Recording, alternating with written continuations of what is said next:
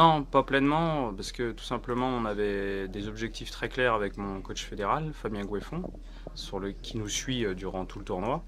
Et voilà, j'ai pas pleinement rempli ces objectifs, notamment sur le côté concentration pendant tout le match. Il y a 2 jeux où j'ai trop flotté et c'est pas bon pour la suite.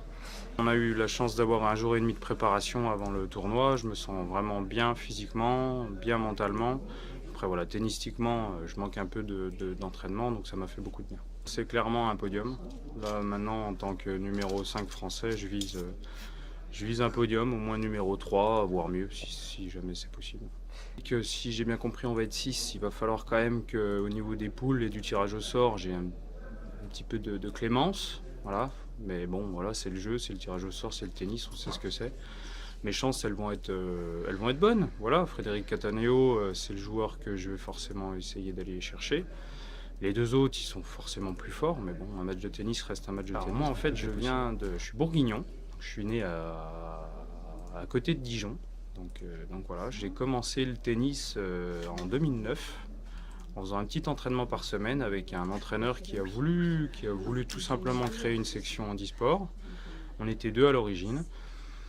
Et voilà, ça a débuté. Au début, je faisais du basket en fauteuil, ce qui m'a permis d'avoir un bon physique, un bon cardio. Et derrière, effet boule de neige. Mon premier tournoi, j'ai fait demi-finale dans un tournoi CFO d'ailleurs.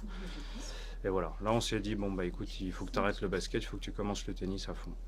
Justement, tu parles de team, donc je suis en plein dans une vraie restructuration pour avoir un vrai projet d'Olympiade sur 4 ans. Bien sûr, mes ambitions, c'est Tokyo 2020 maintenant.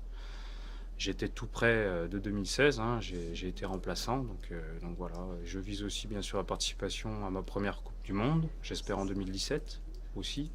Après, si c'est pas 2017, ça sera 2018. Donc voilà, la base vraiment, c'est de recréer les fondations, surtout structurelles et surtout tennistiques, entraînement tennistique et prépa physique. Et c'est en bonne voie.